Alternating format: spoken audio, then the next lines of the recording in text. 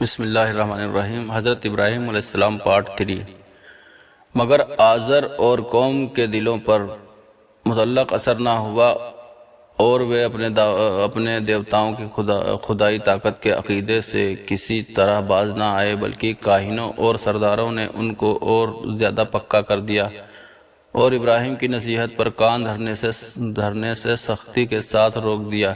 تب حضرت ابراہیم نے سوچا کہ مجھ کو رشد و ہدایت کا ایسا پہلو اختیار کرنا چاہیے جس سے لوگ یہ دیکھ لیں کہ واقعی ہمارے دیوتا صرف لکڑیوں اور پتھروں کی مورتیاں ہیں، جو گونگی بھی ہیں، بہری بھی ہیں اور اندھی بھی ہیں۔ دلوں میں یہ یقین بیٹھ جائے کہ جب تک ان کے بارے میں ہمارے کاہنوں اور سرداروں نے جو کچھ کہا تھا وہ بالکل غلط ہے اور بے سر پیر کی بات تھی، اور ابراہیم ہی کی بات سچی ہے۔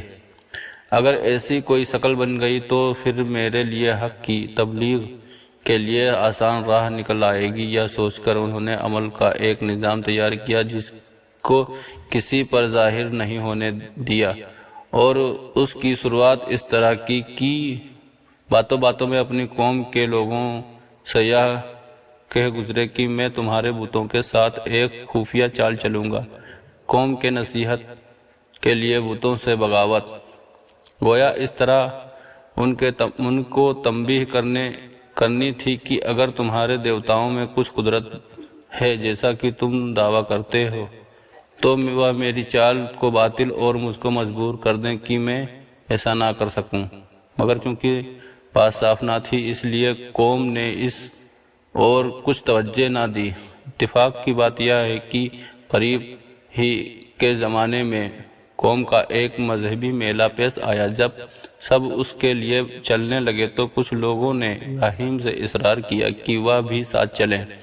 حضرت ابراہیم علیہ السلام نے پہلے تو انکار کیا، اور پھر جب اس طرف سے اصرار بڑھنے لگا تو ستاروں کی طرف نگاہ اٹھائی اور فرمانے لگے، میں آج کچھ بیمار سا ہوں۔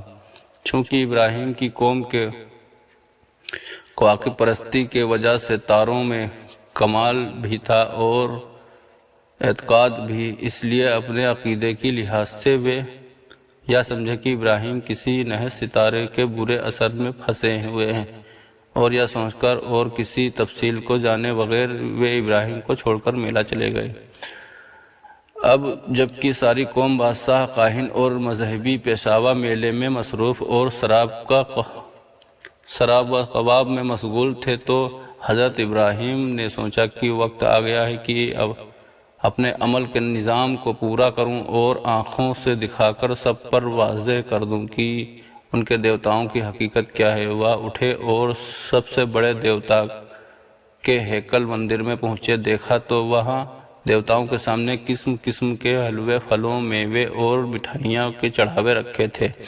ابراہیم نے طنز بھرے لہجے میں چپکے چپکے ان مورتیوں سے خطاب کر کے کہا، یہ سب کچھ موجود ہے، ان کو کھاتے کیوں نہیں؟ پھر کہنے لگے، میں بات کر رہا ہوں، کیا بات ہے کہ تم جواب نہیں دیتے؟ اور پھر ان سب کو توڑ پھوڑ ڈالا اور سب سے بڑے بت کے کندھے پر تیر رکھ کر واپس چلے گئے۔ جب لوگ میلے سے واپس آئے تو ہیکل مندر میں بتوں کا یہ حال پایا بہت بگڑے اور ایک دوسرے سے پوچھنے لگے کہ یہ کیا ہوا اور کس نے کیا۔ ان میں وہ بھی تھے جن کے سامنے حضرت ابراہیم کہہ چکے تھے۔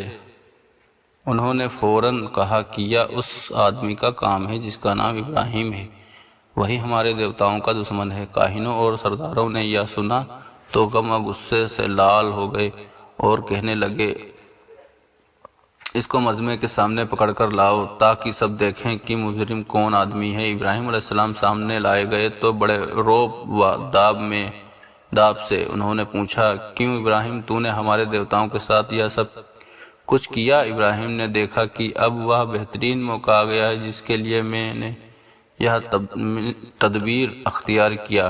مجمع موجود ہے، لوگ دیکھ رہے ہیں کہ ان کے دیوتاؤں کا کیا حشر ہو گیا ہے، اس لیے اب کاہن کاہنوں اور مذہبی پیشکشوں لوگوں کی موجودگی میں ان کے باطل عقیدے پر شرمندہ کر دینے کا وقت ہے، تو عام لوگوں کو آنکھوں دیکھتے معلوم ہو جائے کہ آج تک ان دیوتاؤں سے متعلق جو کچھ ہم سے کاہنوں اور پجاریوں نے کہا تھا، یہ سب ان کا مکر و فریب تھا۔ مجھے ان سے کہنا چاہیے کہ یہ سب اس بڑے بت کی کارروائی ہے، اس سے معلوم کرو۔ لامحالہ وہ یہی جواب دیں گے کہ کہیں بت بھی بولتے ہیں، بات کرتے ہیں، تب میرا مطلب حاصل ہے، اور پھر میں ان کے عقیدے کی پول لوگوں کے سامنے کھول کر صحیح عقیدے کی تلقین کر سکوں گا اور بتاؤں گا کہ کس طرح وہ باطل اور گمراہی میں مبتلا ہیں۔ اس وقت ان کاہن اور پجاریوں کے ساتھ شرمندگی کی سوا کیا ہوگا؟ اس لیے حضرت ابراہیم نے جواب دیا۔ ابراہیم نے کہا، بلکہ ان میں سے ایک بڑے بت نے یہ کیا ہے، پس اگر یہ تمہارے دیوتا بولتے ہوں تو ان سے معلوم کر لو۔ ابراہیم علیہ السلام کی اس یقینی حجت اور دلیل کا کاہنوں اور پجاریوں کے پاس کیا جواب ہو سکتا تھا؟ وہ شرم سے ڈوبے ہوئے تھے، دلوں میں ذلیل و رسوا تھے اور سوچتے تھے کہ کیا جواب دیں۔ عام لوگ بھی آج سب کچھ سمجھ گئے اور انہوں نے اپنی آنکھوں سے یہ منظر دیکھ لیا جس کے لیے وہ تیار نہ تھے، یہاں تک کہ چھوٹے اور بڑے سبھی کو دلوں میں اقرار کرنا پڑا کہ ابراہیم علیہ السلام ظالم نہیں ہیں، بلکہ ظالم ہم خود ہیں کہ ایسے بے دلیل اور باطل عقیدے پر یقینی رکھتے ہیں۔ تب شرم سے سر جھکا کر کہنے لگے، ابراہیم تو خوب جانتا ہے کہ ان دیوتاؤں میں بولنے کی طاقت نہیں ہے، یہ تو بے جان مورتیاں ہیں۔ اس طرح حضرت ابراہیم کی حجت و دلیل کامیاب ہوئی اور دشمنوں نے مان لیا کہ ظالم ہم ہی ہیں، اور ان کو تمام لوگوں کے سامنے زبان سے اقرار کرنا پڑا کہ ہمارے یہ دیوتا جواب دینے اور بولنے کی طاقت نہیں رکھتے، نفع و نقصان کا مالک ہونا دور کی بات ہے۔ تو اب ابراہیم علیہ السلام نے تھوڑے میں مگر جامع لفظوں میں ان کو نصیحت بھی کی اور ملامت بھی، اور بتایا کہ جب یہ دیوتا نہ نفع پہنچا سکتا نہ نقصان، پھر یہ خدا اور معبود کیسے ہو سکتے ہیں؟ افسوس تم اتنا بھی نہیں سمجھتے یا عقل سے کام نہیں لیتے۔ فرمانے لگے، کیا تم اللہ تعالیٰ کو چھوڑ کر ان چیزوں کی پوجا کرتے ہو جو تم کو نہ کچھ نفع پہنچا سکتے ہیں اور نہ نقصان دے سکتے ہیں؟ تم پر افسوس ہے، اور تمہارے ان جھوٹے معبودوں پر بھی جن کو تم اللہ کے سوا پوجتے ہو۔ کیا تم عقل سے کام نہیں لیتے ہو؟ پس وہ سب ہلہ کر کے ابراہیم کی گرد جمع ہو گئے۔ ابراہیم نے کہا کہ جن بتوں کے ہاتھ سے گڑھتے ہو انہی کو پھر پوجتے ہو، اور اصل یہ ہے کہ اللہ تعالیٰ ہی نے تم کو پیدا کیا اور ان کو بھی جن کاموں کا تم کرتے ہو۔